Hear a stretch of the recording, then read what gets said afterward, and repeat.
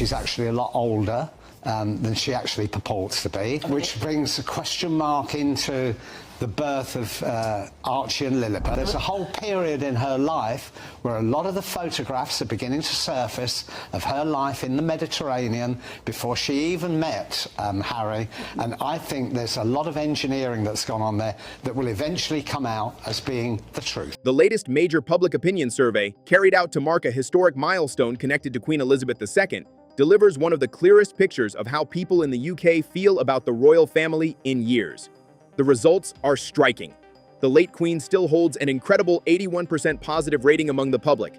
That's huge, especially considering she passed away nearly 3 years ago. By this measure, she remains the most respected figure tied to the monarchy. Diana, Princess of Wales, follows closely with 77%, also impressive, and also after her passing. Prince Harry, 30%. Now, Diana, he used to beat the Queen in some of these polls. So he's gone from over 80% to 30%. Meghan Markle, 20%. But you could argue, Diana, there is that sort of gulf still between them and Andrew Mountbatten Windsor, who has just a 3% approval rating. Prince William and Catherine stand strong at 76% and 75%. Their steady behavior and public image have clearly built trust over time, especially in this new era. Princess Anne holds a solid 70%, showing long-term respect from the public. King Charles comes in at 60%, balancing personal health struggles and ongoing family issues, while still staying above his late father, Philip, who sits at 54%. But then, things shift, and fast. Queen Camilla lands at 42%, reflecting ongoing public discomfort tied to past perceptions about her role in earlier royal relationships. That image, for many people, hasn't fully faded. He then, I think, was engineered into a meeting at Soho House with Meghan, and I think there was a lot of engineering went on there. Then the numbers drop sharply. Harry sits at 30%, Meghan at 20%, and Andrew at just 3%. That steep fall grabs attention immediately. And Harry's situation stands out the most because of how dramatically things have changed. Back in 2018, Harry's approval ratings were sky high, over 80%.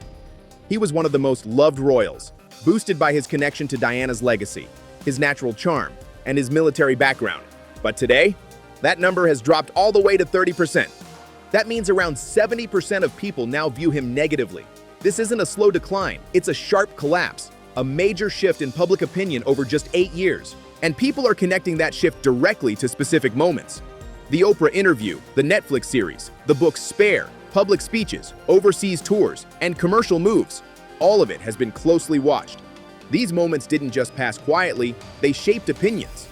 He dropped the bomb that the Soho House meeting between Meghan Markle and Prince Harry was quite clearly engineered. He finally reported on the question marks over the births. Some narratives try to explain this as media pressure or coordinated criticism, but the survey data doesn't back that up. Around 1,700 people across the UK were surveyed using a long-standing and reliable method. These aren't random reactions, they're considered opinions. People didn't reach that 30% approval because of headlines alone. They reacted to what they've seen and heard over time. That 70% disapproval? It reflects how the public has processed years of visible actions and decisions. Now there's also a noticeable shift in how the next generation of the monarchy is being presented. A new Fab Four is being talked about: William, Catherine, Edward, and Sophie. It's like I've always said, Dan, it's about learning, and he needs consequences. He needs to feel how what he has done is wrong in order to start changing his ways. And this is what you have to do. You've got to stick it to Harry like this to make him feel the burn. This new grouping is starting to replace the earlier image that included Harry and Meghan alongside William and Catherine. That earlier Fab Four idea once painted two couples as the future of the monarchy, modern, united, and ready to lead into a new era. But today, that picture looks very different. That whole Fab Four image, it ended right there, and the institution didn't pause for a second. It moved forward fast, and new faces stepped into that space. I do just wonder if the mainstream media are starting to realize there's a story about Meghan Markle and her past that has long not been told. Edward and Sophie naturally filled that gap, and during the major royal events that week, something interesting happened. The atmosphere, the public appearances, the visible family unity, it all created a wave of positive attention. The warmth coming from Buckingham Palace didn't feel forced. People noticed it, and the media picked it up instantly. That's how the new Fab Four comparison started gaining traction on its own. And here's the key point. Harry can see all of this. He has access to everything online. The photos, the headlines, the public reactions. It's all right there in front of him. He's watching the institution continue without him, watching his former role in that future-focused image get replaced, and seeing a level of public support that once followed him closely. And that's where things get intense, because the only way to truly step back into that position would require a full return, real, consistent involvement under the same structure. But that option doesn't align with where things stand now. The path back isn't simple, and it's not something everyone involved would agree on. You know, and I think this is one of those images that really shows Harry he has lost his way completely, because he was supposed to be a part of that. And I believe he still wants to be a part of that. He wanted so desperately for Meghan to fit in, to be a part of this. And I think he feels slighted. He feels like, yeah, they're moving on. They're replacing me now. Then there's the media angle, and one particular TV appearance that caught attention for a different reason. Jeff Banks, a longtime television personality, appeared on GB News and spoke about Meghan Markle. What made it stand out wasn't just what he said, but the fact that these kinds of comments rarely show up in mainstream discussions. He mentioned that the first meeting between Meghan and Harry at Soho House may not have been completely random. He also brought up claims that have circulated in some circles regarding details about Meghan's past, including her age and earlier life experiences before meeting Harry. Now, one of those claims, about her age, was looked at more closely by commentator Dan Wooten, who spoke directly with Samantha Markle, and her response was very clear.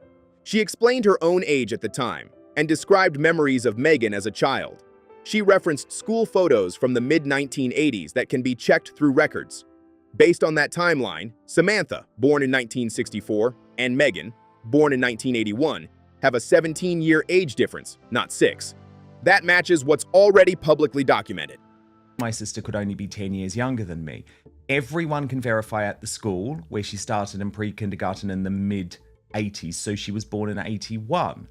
We know when she was born, she was a baby in our house. I went through Doria as pregnancy with her. She watched her stomach move and all of that other stuff. There's several pictures of Meghan on stage with all of her classmates at their little red schoolhouse in 1986 when she was 5. And here's the important part.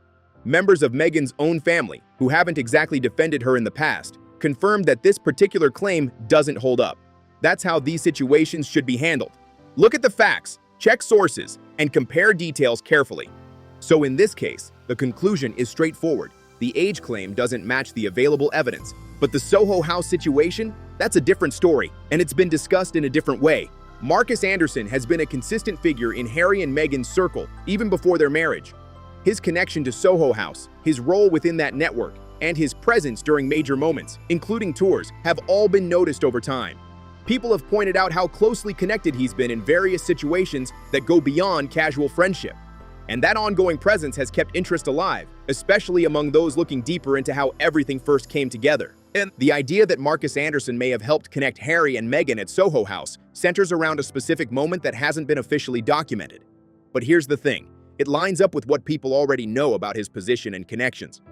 45, and I was born in 64. In 1986, I was 22, so how could Meghan be in her 50s and only be 10 years younger than me? Anderson moved in the same circles. He had links to both Harry's world and Meghan's professional network at the time. So while there's no public record confirming it, the claim doesn't come out of nowhere. It fits into a bigger picture that's already visible. Now shifting to another major theme that's been gaining attention: financial pressure and personal strain. Recent commentary, including insights from Dan Wooten, suggests that behind the scenes, things haven't been as smooth as they appear. Reports point to real tension in the marriage and real stress connected to their current situation. And then there are the actions that people are watching closely. Harry's quick departure from Australia after just 48 hours raised eyebrows. Then came appearances in different global locations, including a speech shortly before a major royal visit involving his father.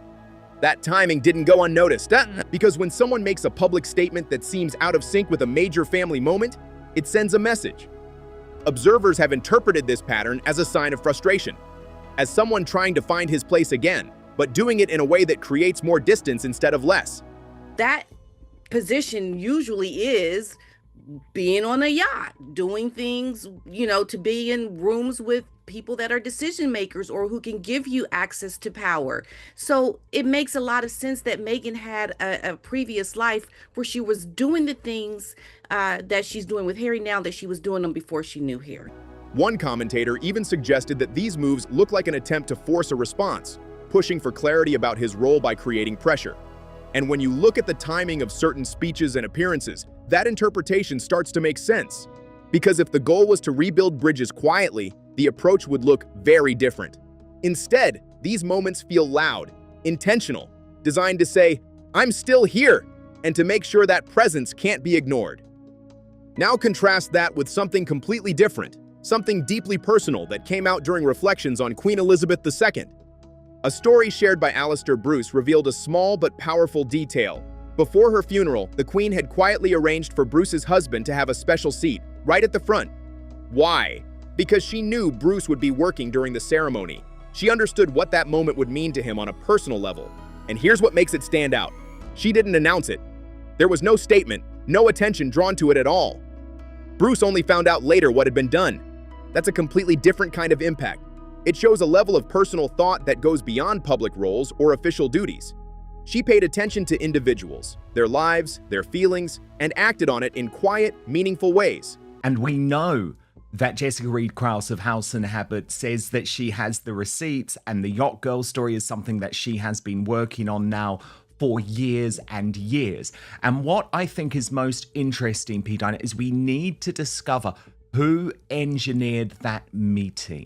This is the side of her that people keep coming back to. Not just the public figure, but the person behind it all. Because gestures like that don't come from strategy, they come from character. She made a decision to do something kind, something thoughtful, without needing recognition for it. And that kind of action leaves a lasting impression that no public appearance or headline can recreate. That's the difference people are noticing more and more. A press release sent to a lifestyle magazine in Thailand on the same day as the centenary created a moment that perfectly shows the gap between two very different approaches. On one side, the Queen quietly arranged something deeply personal without telling anyone. On the other, Harry sent flowers to her grave and made sure the media knew about it. That contrast speaks for itself. No extra commentary is even needed. It's just two completely different ways of showing respect. One private and thoughtful, the other public and visible. The numbers reflect this divide too. The 30% approval rating from the UK public isn't random, it's a direct response. And at the same time, the rise of the new Fab Four in media coverage shows where the institution is heading. Then you have that personal story involving Alistair Bruce. That quiet gesture from the Queen, that's the kind of thing people feel was lost. Something human, something real, something that didn't need attention to matter. Wakeford, who was previously one of the propagandists for Prince Harry and Meghan at Us Weekly and People magazine, finally reporting on the issues within the marriage, saying a lot of them might be impossible to reconcile. And after literally just a couple of days at home with his children and with Meghan, after that disastrous Australian tour, Harry straight back on the plane to Ukraine, much happier. Meanwhile, Harry is making international appearances, including speaking at major global forums. One such speech was even suggested by a commentator, Tom Sykes, to have been largely AI-assisted, raising even more eyebrows. And the timing again became part of the story, because while King Charles was preparing for an important international visit, that speech created noise around the same moment. And when moments like that overlap, people notice the tension. But here's where the contrast becomes even sharper. In that same poll where Harry sits at 30%, Diana, Princess of Wales, holds a 77% approval rating, decades after her passing. That number carries serious weight. Harry often references Diana in public settings. He brings her up during speeches, events, and global appearances. She's a central part of his narrative, his inspiration, his reasoning, his emotional connection. But the public sees both figures side by side and draws its own conclusions. That 77% isn't the result of image management or selective memory. It comes from how people experience Diana at the time. Wakeford is saying, P. Dinah, the money is running out. The inheritance from Diana is gone. In 5 years, all of the money is going to be gone. So it's like, you can keep running, Harry, Her connection with people felt genuine. Her presence in difficult places, like visiting landmine areas or supporting patients, left a lasting impression. People remember how she showed up for others. She didn't turn personal struggles into public campaigns about herself. Instead, she focused outward, on helping, listening, and being there in real moments that mattered. That's what built her legacy. So when her name is brought into modern conversations, the comparison happens naturally, and the difference in public perception becomes clear: 77% versus 30%. The numbers don't just sit there, they tell a story. Now, zooming out, the shift toward a new Fab Four isn't just media hype. It reflects a deeper direction. William and Catherine are now seen as the central figures. Their strong approval ratings, 76% and 75%, show that public confidence is firmly with them. They represent stability and continuity. And alongside them, Edward and Sophie have been quietly doing consistent work for years. No drama, no headlines, just steady involvement in royal duties and charitable efforts. Obvious. I mean, how do you just jet off right after being with your wife on a tour and being away from your children? Like, this makes no sense. It sounds like he is definitely trying to distance himself from his life in California. Recently, more people have started noticing their role. The coverage around the centenary highlighted their dedication, and the response has been warm. This is what the institution looks like when it's functioning smoothly. People stepping up, doing the work, and earning trust over time. And that's the direction the public seems to be recognizing more clearly now. No brand deals, no personal memoirs, no streaming documentaries about how hard royal life feels, no outfit promotions tied to public visits, just work. That's the difference people are seeing more clearly now. For William, Catherine, Edward, and Sophie, the focus has stayed on service. Quiet, consistent, and without turning every moment into content. And that approach is finally being recognized. The strong approval ratings didn't appear out of nowhere. They reflect years of steady effort. That's why the Fab Four image doesn't feel forced. It grew naturally from what people have been watching over time. And here's the key detail. Harry once had a place in that exact picture. He was right there, part of that future-facing image. But at some point, he stepped away from it, and what followed looked very different. There were attempts to recreate that same energy, carefully staged tours, polished visuals, moments designed to mirror what once worked. But something didn't connect the same way, because you can't recreate authenticity on demand. When people feel genuine connection, it shows. And when something feels staged or overly managed, that shows too. The difference is hard to miss. Polling numbers back that up. High disapproval ratings showed that the attempts to recreate that earlier image didn't land the way they once did. But as soon as the retreat event was to begin with Meghan, like Harry, when he was there watching her on the stage, he jetted off so quickly. This man does not want to be around her when he doesn't have to be to perform, because that's what it is. He is not in a position to, I think, still stay in this marriage the way it was initially. He's trying to find a new way of living in this marriage. Back in 2018, when Harry's approval was above 80%, the connection felt real. People responded to it naturally during public appearances, especially during that first major tour abroad. But fast forward to now, and the number sits at 30%. That shift reflects years of different choices, more controlled environments, selective appearances, and events that didn't generate the same kind of public warmth. Some appearances even raised eyebrows, short visits, exclusive gatherings, tightly managed access. These moments didn't build the same connection. And behind the scenes, there are hints that even within the family, reactions haven't been neutral. There have been suggestions of strong private opinions about how certain public moments were handled. While exact words haven't been shared, the tone described has been strongly critical. But publicly, the response has stayed measured. That doesn't necessarily mean agreement. It can also mean calculation, weighing the impact of speaking out versus staying silent. Because every public reaction creates more headlines, more discussion, more attention. And sometimes choosing not to react is a strategic decision, even if it doesn't solve the underlying issue. Still, the numbers and the media direction suggest that this approach may not be working long-term. At the same time, there's a sense that future decisions are already taking shape.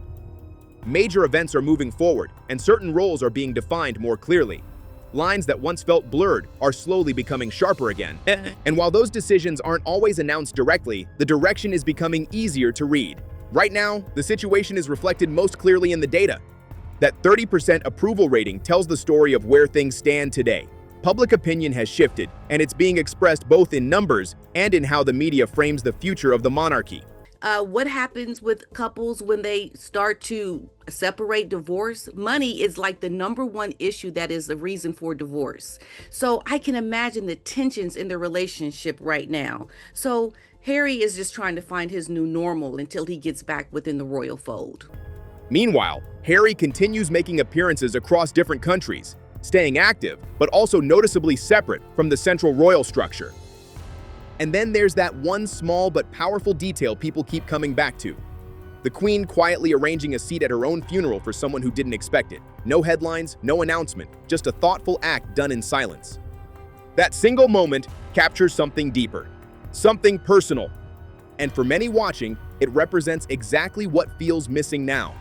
This isn't about heavy criticism or complicated analysis, it's something much simpler and honestly much more powerful. It's about real human behavior, real care, real attention, that quiet action, doing something meaningful for someone without needing recognition. That's what genuine respect looks like. That's the standard people remember. And that's exactly the kind of thing that carefully staged appearances, outfit-focused coverage, private events, or short-controlled visits just can't recreate, no matter how many cameras are there. Because authenticity doesn't come from planning, it comes from intention. She thought about people, she acted on it, and she didn't need to announce any of it. That's why, even years later, the public response remains so strong. The 81% approval rating reflects something deeper than headlines. It reflects long-term trust and understanding. Situations where Harry is just a lost puppy. He just doesn't know whether he's coming or going. I think until he gets concrete answers from the monarchy. People may not have always explained it perfectly, but they felt it, and they haven't forgotten it. Now look at the contrast. 81% versus 30%. That gap isn't just a number. It tells the story of the last 8 years. From 2018 to now, something clearly shifted, and the public has responded accordingly. And that same gap will shape what happens next. Every decision moving forward will either close it or push it even wider, because the timeline doesn't reset. It builds.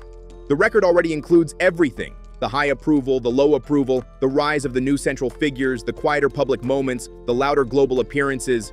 It's all there side by side for people to see and compare. And here's another detail that speaks volumes: family traditions. One of the clearest signs of where relationships stand is who shows up to key gatherings. And in this case, one very important invitation hasn't appeared. The traditional holiday gathering at Sandringham, one of the most natural settings for reconnecting, hasn't included Harry. And that absence stands out, because public messaging can sound open, flexible, even forgiving, but actions tell the real story. You can stay calm in public, you can avoid direct conflict, but not extending an invitation, that's a clear signal. It cuts through all the polite language and shows exactly where things stand right now. And it's not something unnoticed. There have been reports suggesting that Harry wants to be included, that he's open to reconnecting, that he's expressed interest in being there. But wanting to be present and actually being invited are two very different things. And right now, that gap remains. So while some narratives suggest the door is open, the reality looks more complicated. Because if the door were fully open, that invitation would likely exist. And it doesn't. That difference between what's said and what actually happens, that's where the real story sits. Actually, Charles, given the controversy surrounding Andrew Mountbatten Windsor, doing very well, 60%, actually above his father, Prince Philip, 54%. Looking ahead, more signals are coming. Upcoming events, appearances, and preparations will continue to shape how everything unfolds.